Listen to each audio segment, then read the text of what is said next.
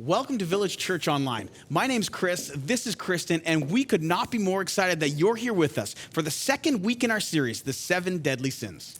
And whether you've been a part of Village for years or today is your first time joining us, welcome. We are so glad that you are here. We all have questions about God, life, and faith, and so in 2 weeks from now, we are launching a program called Alpha.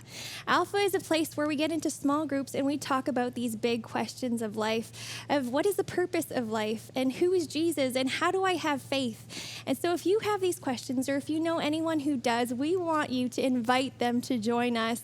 You can sign up at thisisvillagechurch.com/alpha to join or to host a group. And we hope that by engaging with these questions, you'll actually begin to understand more about who God is and how he loves you. And even now in our service, we're going to step into a time of worship where you're going to have these people on your screen who are singing these songs. And if you listen to the words, they're singing truths about who God is and what he's accomplished and the things he's done on your behalf. These are character pieces about God. And our hope is that as you get to know the God of the universe, you start to see how much he loves you and how that can transform your life. So even when we talk about heavy content like we are in this series, you don't see it as condemning, but you see it as freeing. There's a freedom in the forgiveness of God who loves you. So I'm going to pray for you and pray for us as we step into this, and then we're going to continue in our service in worship. And so, Father, we ask you in this moment, supernaturally, would you just step into these moments and actually transform us? To the men and women who are engaging with this content wherever they are, would you transform their affections and their longings? Would you transform what they want to do and how they love you? Would you help us to live faithfully to you, Jesus? And so, God, we thank you for how you love us. We thank you for your forgiveness. And we thank you for the opportunity we have today to worship you together. And we pray this in your beautiful and powerful name, Jesus. Amen. Amen. So wherever you're at, would you join us in worship?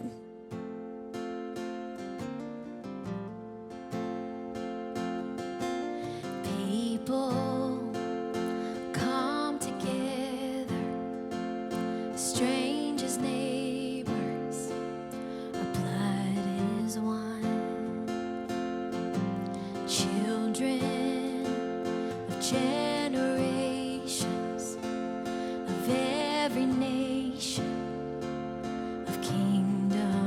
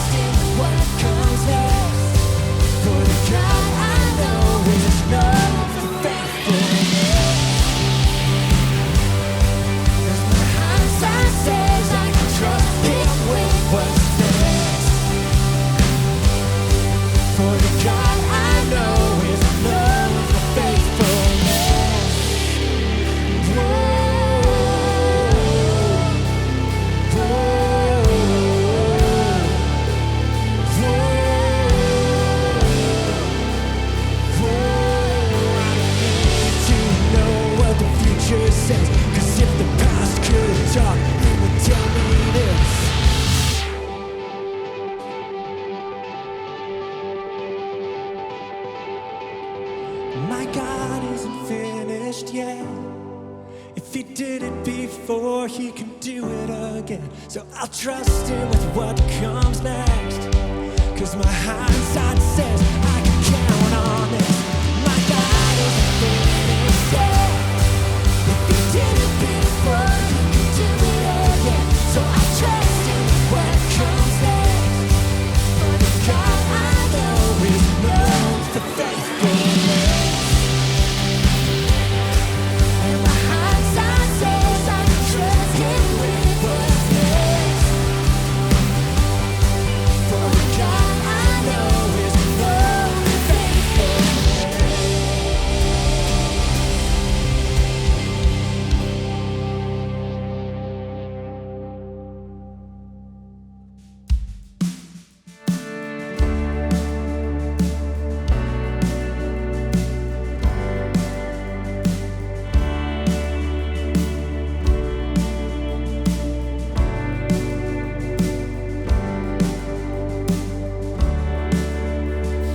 Be thou my vision, O Lord of my heart.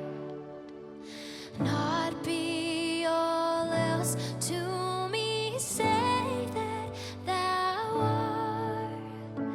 Thou my best thought, by day or by night. Waking or sleeping, thy presence my life.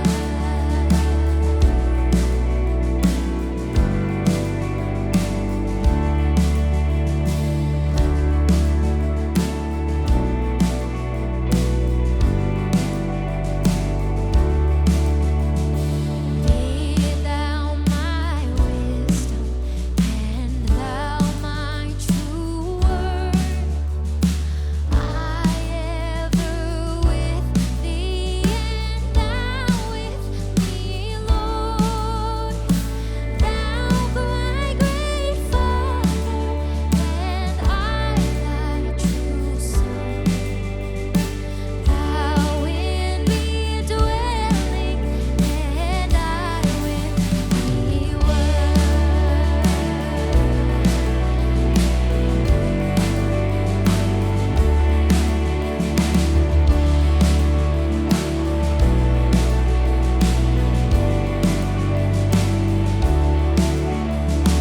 Riches I not, nor man's empty praise. Thou mine inheritance, now and always. Thou and thou only be first in my heart. High King of heaven, my treasure thou art. Oh God, be my everything, be my delight, be Jesus my glory, my soul satisfied. Oh God, be my everything, be my delight, be Jesus my glory, my soul satisfied.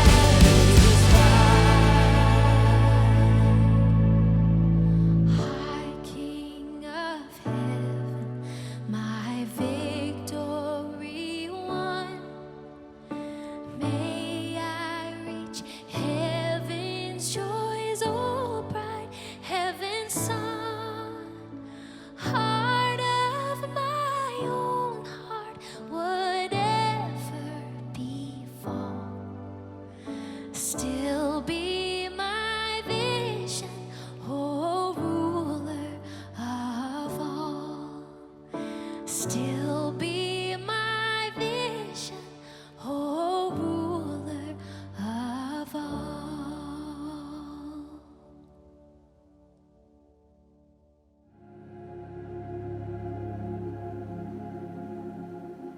An inordinate desire to acquire more than one needs. An uncontrolled longing for the acquisition or use of material gain. Be it money, land, possessions, social value such as status or power. It's an ugly thing. Greed. It's never going to be enough. Let me start out by framing it this way. In 2008, we saw the housing bubble burst in the United States. Millions of people were affected. Houses lost. Stock market crashed. People lost millions of dollars. And an interesting thing happened. There was a rise in suicides on Wall Street. One CEO got into his Jaguar and put a gun in his mouth. Another jumped out the window of his office on the 60th floor in New York City. On and on and on the stories went. Why? Well, on a smaller scale, why does it happen with us? Because we're worried. We're worried about looking good, having more, going faster, more sparkle, bigger. It's because the destructive sin that we're exploring today, the sin of greed. And I'm gonna disagree with Gordon Gekko in Wall Street. Of course, one of the great famous lines in all of film when he gets up and he gives his speech and he says, greed is good, right? Hey, we gotta understand, we gotta go with the Bible on this one. We gotta go with God on this one. Ultimately, greed is the opposite of good. It takes us, shrivels us, kills us, destroys us. Jesus came along, Gospel of John, he said that the devil is a thief. He steals, he kills, and destroys. And a big way that he does that, here's what you and I gotta understand. The devil can't just kind of come at us and like touch us with his claws and whatever we kind of think up through medieval art. He actually does it through stuff, through people, through systems. He doesn't do it directly. It is oftentimes in our lives through greed. Let me give you the definition of greed. It's an excessive pursuit of material goods. Greed is the desire for material wealth or gain, ignoring the realm of the spiritual. It's also called avarice, or, as we're going to talk about, take this for a biblical word, covetousness.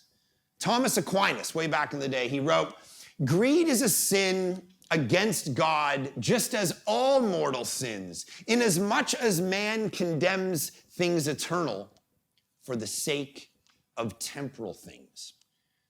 We give up eternal things for the sake of temporal things. That is what greed is. That's how it destroys us. In Dante's Purgatory, those paintings and those stories, the penitents are bound and laid face down on the ground for having concentrated excessively on earthly thoughts. That's the idea. You're hoarding materials and possessions, and that's greed.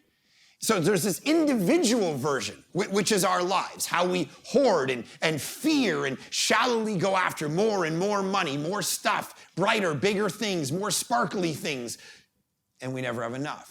I know people who are worth millions, and they haggle over pennies, and they take and they rip off people with far less, because greed is this endless pit of want. So what does the Bible have to say about greed? Let me give you a bunch of passages, right?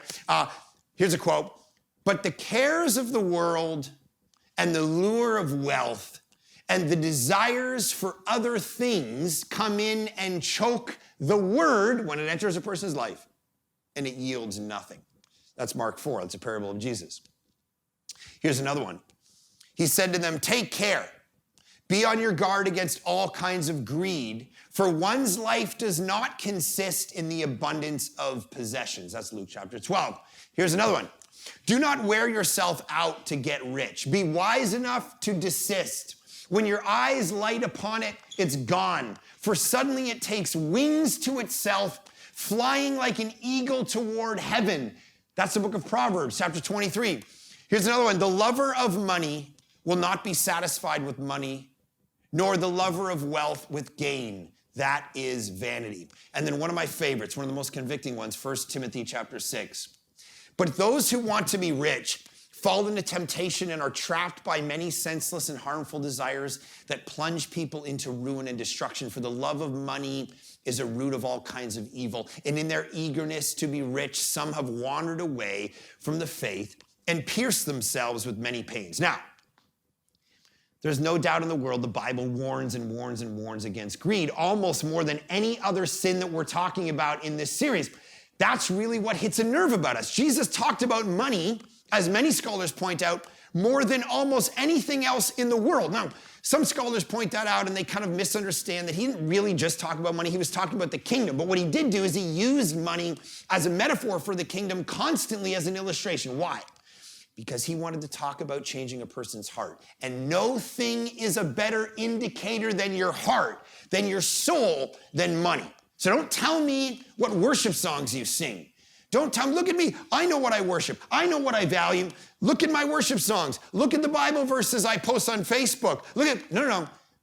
Show me your credit card receipt and I'll tell you what you love. So the question is, what do you worship? This is why Jesus, in one of the most convicting passages around greed or money at all, says this: no slave can serve two masters. He will be devoted to one and despise the other. You cannot serve both God and money. See, I think this is the one sin where we can devote ourselves to both. I'm strong enough to worship God and money. And Jesus, like that, that emoji that you kind of send your friends where it's like, this guy just doing face palm, just like, dude, wake up, man. You can't do this. Jesus said it's either God or money. And so this isn't just Jesus. Here's the crazy thing. Remember we were talking about how every sin we're going to talk about is found in the temptation of Adam and Eve? The devil comes at Adam and Eve, eat of the tree of the knowledge of good and evil. The one tree God told you not to eat from, I want you to do it, and that's what they do. Why? Because of greed. See, you have all these trees, but there's still one more that you can get. You can have something nicer. You can have something, and we fell. We fell captive to, I cannot live within boundaries. We became greedy in that moment. A.W. Tozer, who was this pastor and this Christian thinker back in the day, he said this: there is within the human heart a tough, fibrous root of fallen life whose nature it is to possess, always to possess. It covets things with a deep and fierce passion.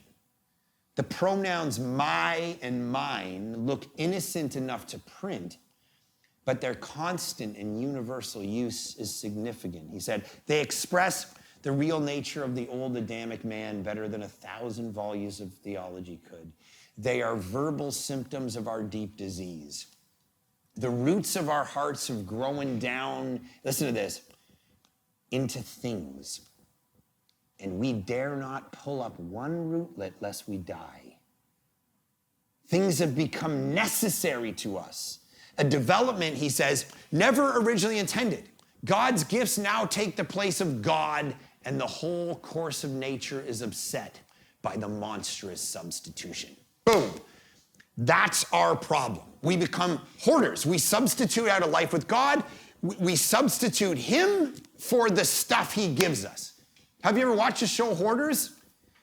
Where people just hoard a bunch of nonsense? There's a study done recently that I read about. There are 53,000 storage units in the United States right now. Personal storage facilities, that kind of garages that hold individual stuff, 23 million. There's more spaces with those individual garages than all the Starbucks, all the Wendy's, all the Walmarts combined. To do what? To store stuff we don't need. Think about that. There was a study a few years back that was done. The average Westerner shops 6 hours a week, but spends 40 minutes a week playing with their kids. Now, I'm not saying just be convicted by that. Let's just talk about that as being someone else's life. There's another stat. More Americans had declared bankruptcy than graduated from college. 90% of divorce cases have arguments about money listed as playing the most significant role. Now, that doesn't mean greed, but it does mean money plays a huge part in our everyday lives in ways we often aren't even aware of. It has a hold over us. So the question is, as we approach this, Do you hoard? Do you live in fear? Do you live in scarcity? Or do you manage money the way God wants you to? That's the controlling question of today. So, how important is this question about greed and money? It's fascinating to me that in the 10 Commandments, of all the things God could have laid down for humankind to flourish, when Moses comes down Mount Sinai, looks at Israel and goes, I got a top 10 list. Remember David Letterman, right? It's like, okay, I got the top 10 list from Sioux City, Iowa. What do we got? The top 10 list of ways that, whatever. Right? God's top 10 list, as he comes down the mountain, think about this, of all the things that God could have focused on. Like, I picture the Trinity, Father, Son, Holy Spirit, debating, what's the thing that's gonna make the top 10 list? And arguing it out like kind of American Idol judges, right? Like, oh, I don't like that one, I like that one, because we only got 10, so what are we gonna do? All right, murder, yep, definitely. Worship, no other gods, yep, definitely. Sabbath, yep. And then it comes to money, and they'd be like, is this important enough? Yes. Think about it. Moses comes down, he looks at Israel, and he says, do not covet. That's the biblical term for greed. Don't lust after other people's stuff, that Exodus 20. You shall not covet your neighbor's house. You shall not covet your neighbor's wife or his male or female servant, his ox or donkey, or anything that belongs to your neighbor. That's the idea. I love this because it cuts to the heart of the issue. I want more and more and more. I want to covet that new thing on Amazon because it's newer and bigger or more sparkly or better. It's a better model, right? And so the other day, I broke my driver. Okay, it wasn't because of anger. It actually snapped because it's cheap. And I looked at my buddy and I played, don't tell anybody, but I kind of played to his sinful nature of greed. And I started talking about the fact that his driver, because I knew he had, lots of money to spend. I said, your driver's a year old, bro. It's old, all right? You need a new one. And if you get a new one, then I'll take your old one. And today I got a text from him about the new driver he bought, and he said, you can have my old one. See, here's the thing. I've had mine for 20 years. You don't need a new driver every year. But he felt like he needed to, and so I thought I'd appeal to it. Now, that's what the reality of life is like under greed. This is what we do. We fall to it just like Adam and Eve fell to it. There's always one more thing to get, a newer thing, a more sparkly thing, a bigger thing. And there's all these warnings. The book of James says this, come now, you rich people. Weep and wail for the miseries that are coming to you. Your riches have rotted and your clothes are moth-eaten. Your gold and silver have rusted and their rust will be evidenced against you and it will eat your flesh like fire. You have laid up treasure for the last days. Listen. And if you're like, well, at least I'm not a rich person. If you live in the West, you are. Do you go to the bathroom in just like a toilet? Do you have to walk 2 hours for water like our sponsor kids in Uganda do as a family? No. You are rich if you sleep on a mattress. So don't go, I'm 20, I'm not rich. You ever Starbucks every day? You're rich. And there's a warning against you. So why does God warn us so much about this sin? Well, obviously, it's a big deal, and it has been all throughout history, personally, but also on a world scale. So why? Why does it make the top 10? Because God doesn't like money? No, that's dumb. That's what people say. Well, God doesn't like money. It's the same as when we get to sex, and we're going to talk about lust. Is God anti-sex? No, he's the most pro-sex person in the universe. He's the most pro-money person in the universe because he loves what it does. He loves what it can be creatively. He loves how it can have a positive effect on the world. There's nothing more powerful. I just got through my birthday, my 40th birthday. I don't need anything. I don't have the love language of gifts, so I don't really care about stuff. And so I was like, okay, what do I want for my birthday? And I told Aaron, I said, what if we took for our sponsor kids in Uganda, it costs $5,000 to take their shack that the rain comes in and 8 kids are soaked every night. It costs $5,000 or $6,000 to build them a brand new home that literally gives them 30 years. Concrete, the dad comes back. It's generational hope for $5,000, $6,000. Why don't we put it out to social media and say, Mark doesn't want any gifts. He just wants you to give toward this for his 40th birthday. That money was raised within 3 hours. And so we said, let's do another one. And we built 2 homes. 12 grand, gave 2 families generational prosperity. That's what we're talking about. That's the kind of stuff that God loves. And so God's not going, I don't want you to have fun. I don't want you to have joy. I don't want you to go after success. I don't want you to flourish. That's not what he's saying. He wants you to enjoy life. He's not saying, I don't want you to enjoy the finer things of life. My wife just bought me a coffee maker, and it's like a legit coffee maker where like you put the thing in and you hit a button and the beans like grind fresh, and then you go like this, it goes and it comes down, and then fresh water attacks your mouth in the morning, and you're like, I can't even drink anything now. I can't go back. I can't drive by a random coffee shop and just drink stuff that's an hour old. Now, is that sin? Maybe, I don't know, but it's good. And I glorify God as I'm reading my Bible and drinking the freshest coffee I've ever had. See, that's not necessarily sin. I'll tell you why. Because that 1 Timothy passage, you know what it says? In 1 Timothy chapter 6, he says, but those who want to be rich fall into temptation, are trapped by many senses and harmful desires that plunge people into ruin and destruction. And then he says this, for the love of money is a root of all kinds of evil. Here's what he doesn't say. He doesn't say the love of money is the root of every single evil. He says that the love of money is the root of evil. It's when it becomes excessive in a person's life. It's when you love it. Like cardia, that's the Greek word for heart, that you worship a thing from your heart. Tim Keller, who was a pastor in New York City, he talks about the idea of how do you figure out what the idol in your life is? And he says, you know what, how do you know what an idol is? It's what you think about when you're left alone and you have all the free time in the world. What's the thing you fantasize about? What's the thing you think about when you go to sleep? If you lost it, you would not want to go on. You know, Jonah, he's sitting there at the end of his book and he's like, all these Ninevites have repented and I don't even want to live anymore. What's the thing in your life that you couldn't imagine living without? And for so many of you, if I'm honest with you, let's just be honest, it's money. It's wealth. It's when you love it. It's not just have it. That's when evil spills from your life. There's corporate levels of evil, like systemic evil. This is why Christians have always rebelled against corruption in corporations or countries where the money never gets to filter down to the people. Or there's personal evil, where because of money you lie, you manipulate, you do tax evasion. See, God knows how fast money can change us. And he wants what is best for you, right? He knows it can ruin you. He knows it can ruin your soul. He knows it'll ruin your friendships, your relationships. See, the book of Proverbs talks about the idea of, Lord, give me neither poverty nor riches. That's where it lands, because I want to live the balance, or else it's going to kill me and I know it. So let's get something out of the way. It's not just rich people we're talking about.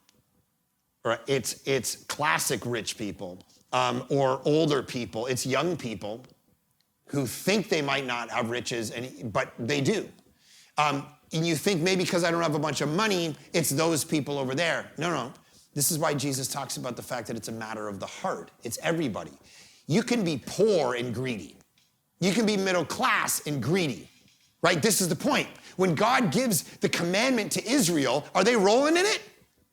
No, they're poor as dirt, right? It doesn't say don't desire your neighbor's Porsche. It goes don't desire their donkey, their ox, all right? It's like, it's when we have a mentality of scarcity in our life that we're greedy, right? So it was just my birthday. I went away on a trip with my buddies, on a golf trip to Whistler, and we played a few games of golf for a couple of days, and it was awesome. And every single one of these guys was so generous that they paid for all my golf the whole time we were doing it. I love that. I contrast with that with another guy I was hanging out with recently where an Uber had to go pick up our buddy, and it was gonna cost $100, and we knew our buddy had no money. And I said, hey, let's chip in and get the guy's Uber. And he's like, no, I don't wanna do that. He should pay for himself. And I'm like, what are you talking about? That's not how we roll. And I'll just pay for it. Because it's a mentality of greed and hoarding versus generosity. See, here's what greed can do. Not money, but greed. It can kill us in 2 ways. First, it can kill us internally, where we don't worship God because we have everything we need. So we use money to find the joy and the pleasure that we're seeking in life so we don't reach out to God. Statistically, Christians have always done better on the margins. In countries, in Latin America right now, where the people don't have a lot of money, Christianity is growing by 3,000 people a day in Latin America. In China, where the people are poor, a lot of people are poor, the church is in the underground, they have no buildings, no pastors. China, Christianity is growing the fastest it's ever grown in the history of time. Why? It's because it's illegal and because the people have nothing. See, oftentimes in our culture, we sit around and we talk about revival, renewal in the church, and we're like, we want revival, we want renewal. What if it meant you lost all your stuff? Like it's basically meant all through history, when revival or renewal hit a culture, it was the Christians who really had nothing. See, God knows that. The thing that kills our soul, that the most personal thing, is the lack of contentment in us. And money is the way we often try to solve it. But here's what the gospel brings you. The gospel brings you contentment. This is what Philippians 4 is about. Paul's like, look, I've lived a life where I've had everything, and I've lived a life where I've had nothing. And I've learned the secret, I love how he calls it that, of contentment, because the gospel has made me a child of God in Jesus Christ. And now I don't compare myself to anybody, because comparison is toxic. I remember growing up, and the first time I ever felt the difference between me and other people was during Christmas. I would look at my Christmas gifts, and then I'd go over to my buddy's house, and he always had more. He had better clothes, he went on more trips, he had a Nintendo. I always wanted Nintendo. I would dream about Nintendo. And then there was the guy with the pool in my neighborhood. You know, when you were growing up and you were too poor, like me, to have a pool. And so what would you do? You'd like try to call the guy up who had a pool and be like, what are you doing today? I know it's 90 degrees and I have no air conditioning. What are you up to? That's what we do, because we have less and so we want more, and so we start to compare ourselves to other people, and comparison is the first move toward becoming toxic. The gospel saves us from that kind of toxicity toward our contentment, because we're never content when we compare. Don't scroll your Instagram feed and compare yourself to other people. Don't do it. I got a buddy, he preached for us a few weeks ago, Chris Brown, and he does this thing where he like enters into kind of a first-person narrative of biblical characters, and he just blows up a crowd whenever he's in front of people. But then I watch pastors trying to imitate him, and they kind of get up in front of people and they're like, hey, so I'm, you know, the shepherd from the Christmas story, and their crowd's like, why did I bring my friend to this? What are you, time-traveling shepherd now? I don't understand what we're doing. And pastors hack it because they're not content in themselves, and they're always comparing themselves to other people. And this is what we do. It happens all the time. You look at magazine covers. You see successful people in your industry. You see that mother on social media killing it. Whatever. We see all these things in life, and there's more stuff. It's going to make us feel better, and it's going to make us feel like we won. And God comes out of the gate and says, don't let this sin be your life, because it will keep you from everything. It'll keep you from joy. It'll keep you from me. It'll keep you from flourishing. It'll keep you from other people. Now, why is this hard? Because we're captured by a whole different narrative every single day in our culture. The world of sparkle, of aesthetical value, is on video to us. High def, and God is on audio. We're trying to go, I want to follow God's ways, and all the sparkle of materialism and greed is right in front of us. Buy bigger, buy nicer, do it. And so think of the worldview that we live in. Secular worldview, atheistic worldview. It takes God out of existence. So what is left? Just this life. And so if there's no heaven and there's no hell, what matters? Just get as much stuff as you can. This is all that matters, the pleasure now. Don't sacrifice things for later. Just take everything you can now. And all of that's the backdrop to a great parable that Jesus tells us in Luke 12. Listen to what he says. It's called the parable of the rich fool. Someone in the crowd said to him, teacher, tell my brothers to divide the inheritance with me. I want more money. Basically, you ever felt that? And I'm not saying you're going to say that out loud. I know you just say it inside your heart. You just want more money. So you identify with this. Jesus replied, man, who appointed me a judge or an arbiter between you? Then he said, watch out, be on your guard against all kinds of greed. A man's life does not consist in the abundance of his possessions. And he told them this parable. The ground of a certain rich man produced a good crop. He thought to himself, what shall I do? I have no place to store my crops. Then he said, this is what I'll do. I will tear down my barns and build bigger ones, and there I will store all my grain and my goods. And I'll say to myself, you have plenty of good things laid up for many years. Take life easy. Eat, drink, and be merry. But God said to him, listen to this. Some of us need to hear this right now. You fool. This very night, your life will be demanded from you. Then who will get what you have prepared for yourself? This is how it will be with anyone who stores up things for himself, but is not rich toward God. That's the definitive question of your life. Are you, because there's one of two things you can do, store up stuff for yourself or be rich toward God. That's it. You can either pile up stuff. This guy loved Amazon, right? This is what we do. We stockpile stuff that we don't need. Do you know how much, the other day I was reading an article, do you know how much Jeff Bezos, the CEO of Amazon, made the other day? In one 24-hour period. Just if you're around people right now, just look to them and like make a guess, 24-hour period, how much Jeff Bezos made on one single day. It was the biggest day he's ever had. This was a few weeks ago. Okay, you got it?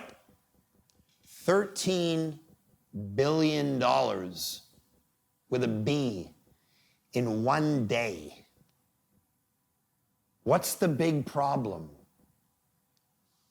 That he's not rich toward God. How amazing would it be if Jeff Bezos, and Jeff, if you're watching this, brother, if you would come to know Jesus, that as this parable says, you would not only be rich toward the things of the world, but be rich toward God. This is the ultimate invitation, to not be obsessed, you and me, with all the things of the world and the things we can gather, but we would love God more than anything else, as much as the new Amazon box that arrives. Because here's the thing, I think some of you, here's a crazy dichotomy about Christianity, and I'm tapping into something because I feel it too. When I tell you, you're gonna get to worship God today, you're gonna get to do your devos and read the Bible and pray, I can almost guarantee, like in your gut, you don't feel as excited as when that Amazon box comes to the door and you're like, what's in there? I mean, for me, it's like books. I don't really care about stuff, but when a new book comes, I'm like, ooh, I feel it. I have like a visceral, emotional response, and you know you do. Do you ever feel that with God? That's what this parable's saying. It might be because you're too comfortable. See, here's the thing. I talk to a lot of people and they find Christianity boring. It's because they're not actually being Christian in the world. They're not living the crazy adventure where the fruit is way out on the edge and you got to crawl out to the edge of the branch to get it, and there's risk there. You're living a comfortable life. So here's what greed does. It blinds us to our spiritual state. That's the danger of wealth. And I don't think it's for any other reason than this. I think we just want more for ourselves. Money can blind us to our spiritual state. Life feels good. I'm good. 95% of Christians can pass the test of persecution, I think. Okay? If persecution came into our life, I think if you're a Christian and you're watching this, 95% of you would pass that test. I'm feeling the squeeze of a government. I'm going to follow Jesus versus follow the pressure of the world around me. But I think 95% of us who face the test of prosperity fail it. And that's where it becomes a spiritual liability. One of the great tests of our lives is getting more. That's why the book of Proverbs says, gives me poverty nor riches, right? Here's the other thing. I think sometimes what happens, remember Biggie Smalls, more money, more problems? It increases unhappiness and anxiety. Statistically speaking, almost every study shows the more money, the more anxiety and unhappiness. Because we're always pining for more. Once you get the cabin, you got to redo the cabin. You go more into debt. You pay more with taxes. You got new toys. You got to keep the marriage together. You know that 90% of divorces, money is the top factor in the divorce. most marriages, money is the key tension. And this is why God warns us over and over again. And he goes, guys, what are you doing? In Deuteronomy, he's actually speaking to Israel's kings. And in Deuteronomy 17, he goes, okay, if you're going to become Israel's king, there's 3 things I don't want you to go after in this world. Horses, wives, and gold, right? Power, pleasure, and possessions. Those are the 3 things I don't want you to go after. These are literally define us. I want more pleasure, more possessions, more power. And God goes, I'm warning you against these things. Don't let these things be the obsessive desire of your life because they will crush you. So let's take the warning and ask the Lord to elevate our hearts to pine for deeper and greater things than the things of the world, right? That's what Mark 4, that parable, the word came, like it is to some of you right now. The word came and it never took root because you went after the material things of the world. And can I say something to you? As what church history has told us that it's sin, but let me say something more practical to you. It's dumb. Because that stuff's gonna burn, man. The story is told of John D. Rockefeller. I have no idea whether it's true. He's one of the richest people to ever live. He died, and someone walked up to his accountant and said, how much did John Rockefeller leave? And the accountant said, all of it. Because that's what life is. The question is, do you invest in eternal things? See, the reason you're unhappy, the reason you get depressed, the reason you get worried, right? This is the thing underneath all of that. The reason you get upset, the reason you're miserable. As we're gonna see, this is an oversimplification, but basically I'll show you why it is. It's because we're coveting something. There's something that has taken us over, a want that's no longer a want that's become a slavery, a want that's an idol. So what happens?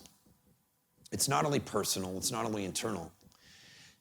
Greed destroys us relationally and culturally as well. It drives most corrupt governments and their decisions.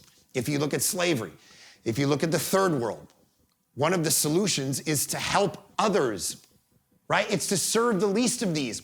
And what happens is, why are there the least of these? Because oftentimes the money systemically doesn't get down to the people. And so there's oftentimes we say, we want a country based on Christian values.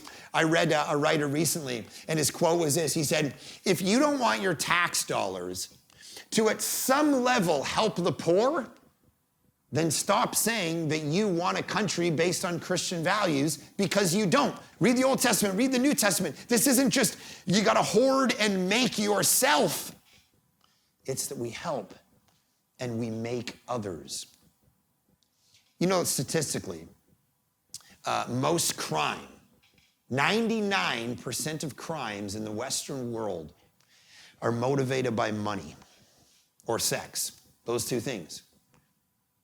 And out of those, 4 to 1 are crimes motivated by money. Greed is why we steal, y'all. It's why we kill. It's why we lie to our spouse, to our friends. It's why we destroy relationships for more. So what's the solution to greed? Here's the thing. I think we got to change on 2 levels. First, we got to change on a heart level. Right, this is why Jesus, in one of the most powerful statements on money ever, put it this way, Matthew chapter 6. This has always convicted me. He says, do not lay up for yourselves treasures on earth, where moth and rust destroy and where thieves break in and steal, but lay up for yourselves treasures in heaven, where neither moth nor rust destroy and where thieves do not break in and steal. For where your treasure is, there your heart will be also. No one can serve 2 masters, he said, for either he will hate the one and love the other, or he will be devoted to the one and despise the other. You cannot serve both God and money.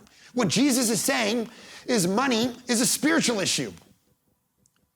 At the end of the day, this is actually about you and God. It's not just about you and God over here and you compartmentalize your life and go, me and God over here and then money's over here. This is about your soul. It's a worship issue. What takes up your time? What takes up your headspace? What takes up your relationships? Listen, I know people driven by greed, and all their time and all their relationships and all their decisions and everybody they hang out with and everything they do, they're driven by this thing. They're strategically trying to figure out, how can I do this to advance me? How can I have this relationship that'll help me? How will this result in me with more things? And it blinds them to everything else. And this is why God doesn't want us driven by it, because he wants us to flourish. He wants what's best for us. He wants to give us a much larger view. And if you let this define your happiness, you will never be happy. You will always feel like you don't have enough. And if you lose it, it will destroy you. Because when we're going after more square footage and newer and better, at the end of the day, God's going, this is a spiritual issue that's going to kill your soul. Because in that moment, what have you done? You've done two things. One, you've chosen gift above giver. You've chosen world over God himself. I honestly, as you're watching this, I want you to pray and go, is this me? Have you chosen? This is what drives the prosperity gospel. You know, the preachers who get up and go, you should believe in Jesus. And if you do, and you believe in the Bible, then God's going to give you a whole bunch of stuff. In that moment, what are you doing? You're believing in Jesus to get stuff. Gift above giver. But secondly, it's actually at the end of the day, when you kind of rewind it all to what's really going on, it's a lack of trust in God himself. Like all the sins, why does God want us to root this thing out and cut it out and chuck it? Why? It's not because God hates money. He loves it. He hates the worship of money. I was watching this video of Jim Carrey a little bit ago, and of course he's a multimillionaire, and he said, I just wish every person in the world could be given all the money that they ever dreamed of in their life, and all the success, and all the sex, and all the privileges that they've ever desired in their life, so that they can realize that none of that stuff is going to make them happy. See, here's what I think. I think there's two kinds of despair that overwhelm us as human beings. There's the despair where we realize that we're never going to accomplish the dream that we wanted to in our life. And then there's the kind where we do accomplish everything we ever wanted to in life, and it doesn't give us what we thought it would. And both those despairs leave us wanting. Why? Because God's the only thing that can satisfy it. So let's get down to the practical level. What do we actually need to do? If you're a disciple of materialism, if your self-worth is defined by how you look and what you buy, you didn't arrive there through conscious thought. That's the scary thing. We don't think our way into consumerism. Over time, we're formed by practices that led us there. The mall is actually a religious experience.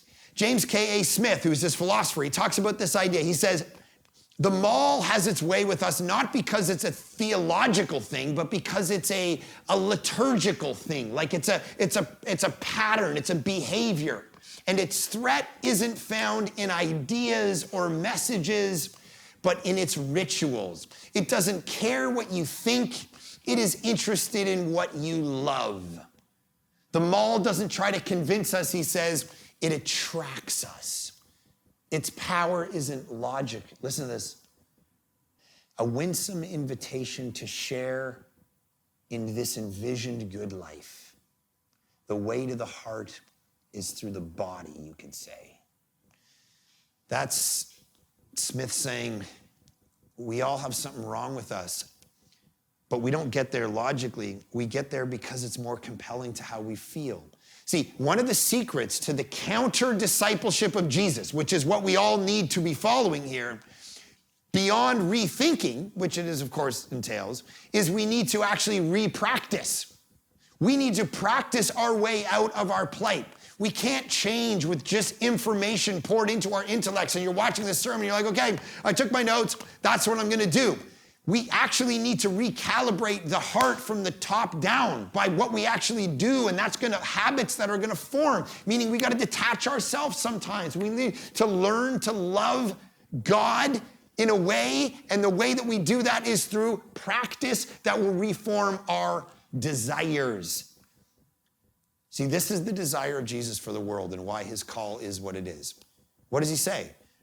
Rethink your theology and then you'll go to heaven when you die? No, he goes, pick up your cross and what? Follow me. It's practice. Do stuff. Your different practice, your ability to wean yourself off the materialistic practices of your life, you will starve the sin of greed. So what's the biggest practice that you can do? Let me get real practical with you.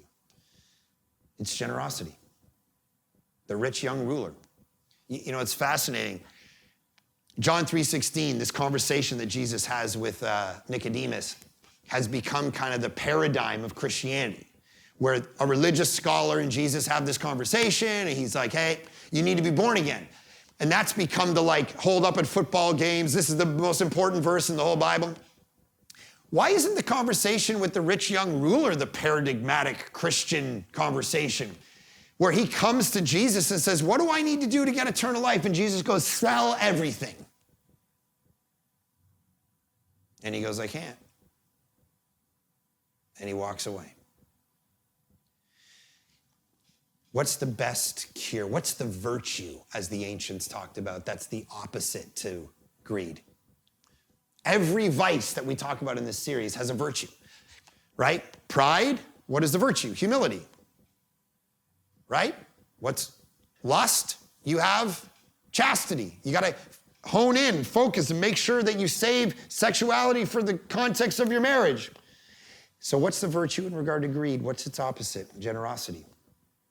I read this story a long time ago about these monkeys that were attacking this village and no one could figure out how to get rid of them. And this one guy walked up, he goes, I know how to get rid of them. And he took a coconut and he put it on a chain and he tied it to this tree and he cut out a little hole and he put a bunch of nuts, almonds or whatever, in the bottom of this coconut. And then he sat and he waited with a bag. And these monkeys, an hour later, ran out of the forest, put their hand in that coconut and grabbed those almonds and then made a fist. And they went to kind of get up and this coconut was chained to the tree and they couldn't move. But the one thing they wouldn't do, they wouldn't let go of the almonds. And so he just walked up and he put a bag over them. See, you and I think that money is freedom. The reality is it's slavery if you can't let go of it. You have to be able to let it go. Some of the most spiritual people I know, can I be honest with you? Some of the people that I know that love God the most are the richest. I love that. They're constantly looking for opportunity to bless, to give away. See, the answer isn't hang on tighter, go inside yourself, find yourself. It's let it go. Crawl up on a cross and die where you don't need stuff anymore. Where when you die, you have nothing left because you've tried to bless as many people as possible. I was reading Jeff Bezos' wife. They recently divorced, and she got literally billions of dollars, like $30 or $40 billion in the divorce. Think about that. You know what she said? I'm going to spend the rest of my life doing? Just figuring out how to give this all away. To my dying day, I'm just going to give it away. See, here's the theology. You don't own anything, man. God owns everything. You don't actually own anything. You're being loaned stuff. That's why the Bible talks about you being a steward. Adam and Eve in the garden, they didn't make the trees. They didn't make all the earth that they were supposed to go and subdue. Everything was a gift, and they were told your task is to go and make something of it. So your wealth, here's the thing about it. It's been given to you, and God's asking you to steward it well. It's analogous to kids. I have 3 beautiful daughters. You know what's fascinating? When people walk up to me and go, hey, your daughters are beautiful. As if I did something. I didn't do it. He created them and he handed them to me for a bit to raise them, to shape them. But can I tell you something about my kids? They're on loan to me, just like yours are to you. And I'm going to die one day. And they're going to get married and they're going to leave me. And that's okay because they were never mine. They were always his. God loans us stuff to manage it. That's the point. That's the word. If you're a manager at Best Buy, if you manage a golf course. Doesn't mean you own it.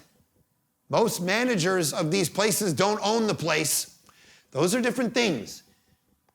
God gives you money to manage it. So you always got to be looking, what does God want me to do in this moment with this money? What is this opportunity I can give to bless somebody? I was with a friend the other day, and I saw this post about a girl.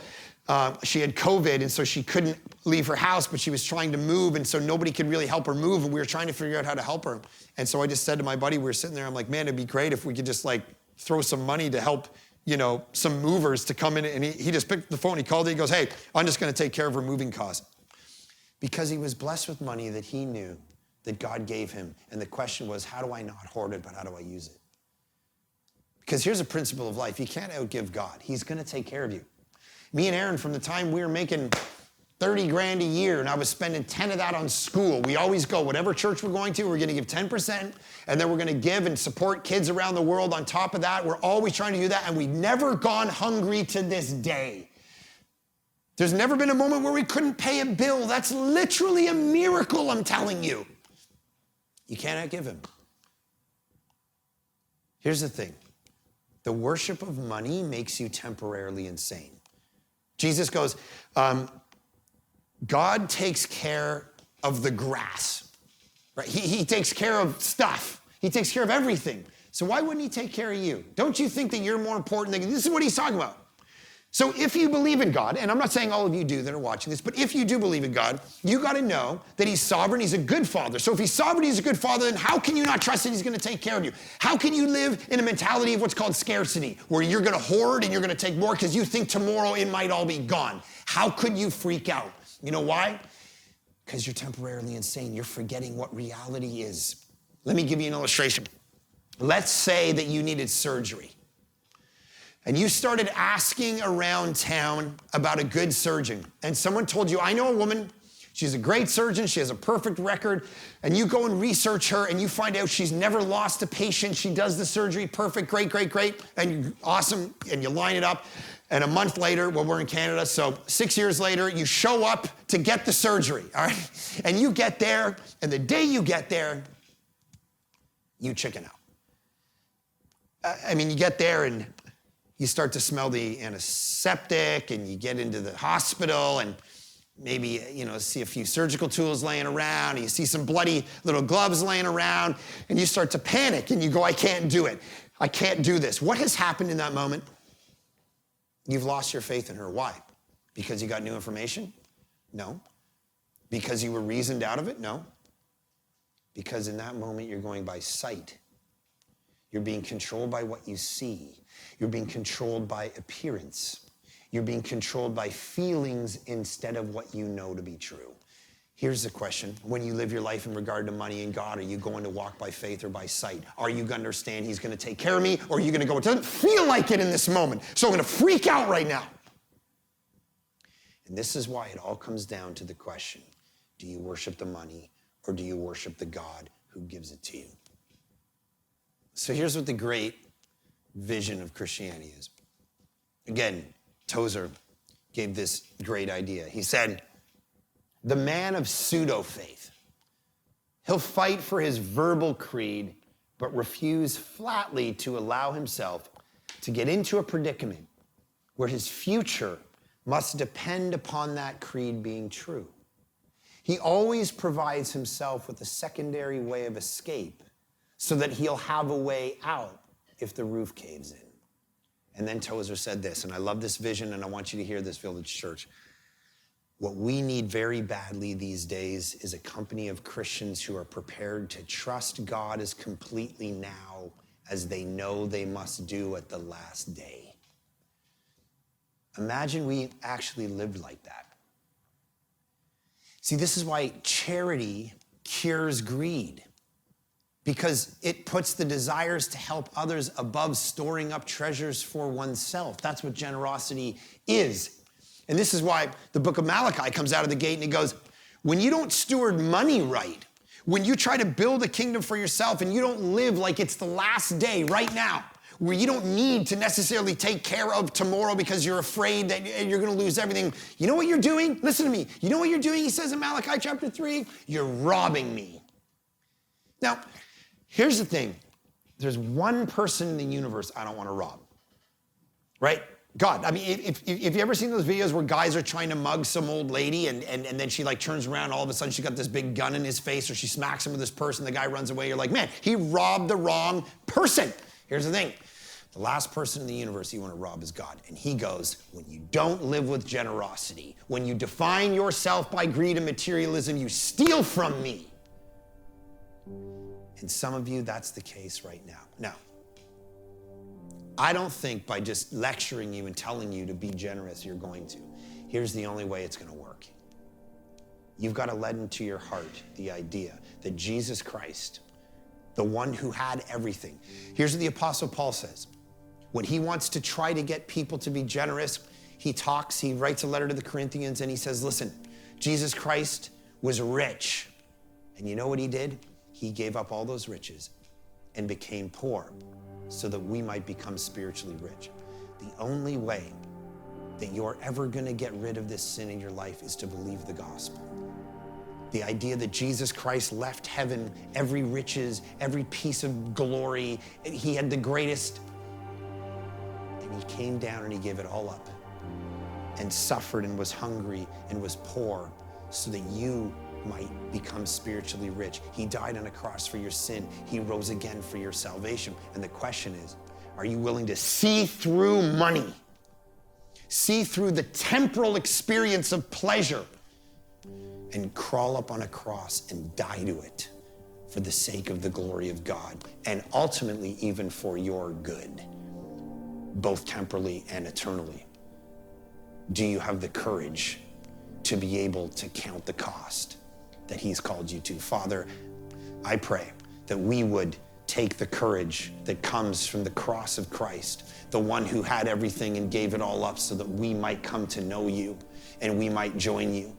And you might give us the ultimate riches and delight that we pine for. That all of those things, all those pinings are actually a pointer to something that gets fulfilled in you, that gets fulfilled in connecting to you and knowing you and loving you and then going to heaven and joining you when we pass away one day. And you give us the delight of our own soul. And I just pray, oh God, that we would recognize that none of that stuff's gonna come through hoarding. It's gonna come through understanding and treasuring the greatest treasure of all, the person and the work of Jesus. Do that in our hearts, right across the board as we watch this, and let it change us to the core of our being. In Jesus' great name we pray, amen. King of heaven, Holy One, at the cruel cross where I belong, the sins of the world weighed upon the Son. How great your love, how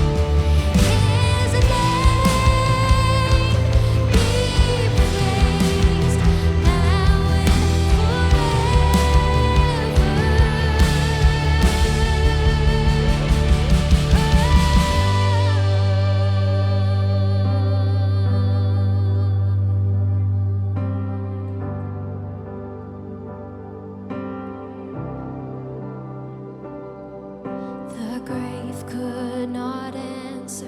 His glorious mercy as light broke through shadow. Creation cried, behold now the Savior, the name so much greater. He overcame death as he rose to life. Oh Jesus, Redeemer, oh high King of heaven, exalted forever in victory. And one day we'll see him in all of his glory. Our King is returning, and all will sing, oh, hallelujah.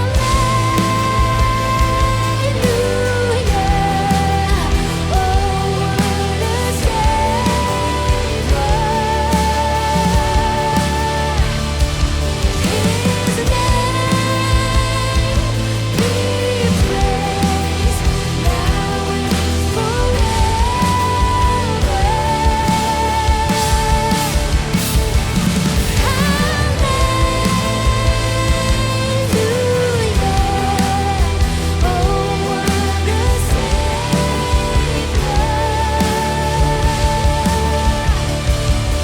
His name be praised now and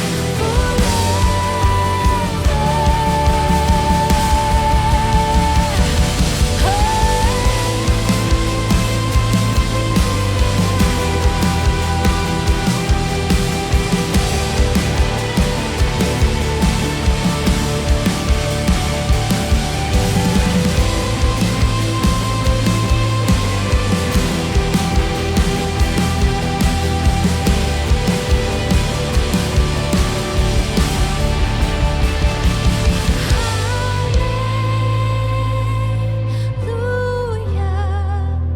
Oh, what a Savior.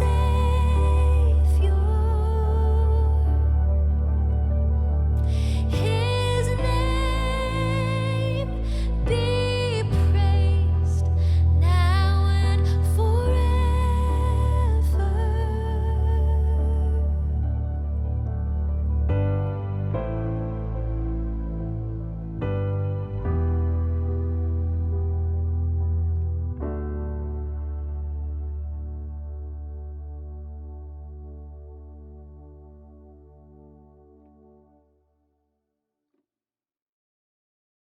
I'm so glad that God isn't content in letting us stay in our destruction, our ruin, our disaster, our wrong choices around us, but actually wants to see us live in a more full way, that he has intentions for our lives, and so he steps in supernaturally to transform us.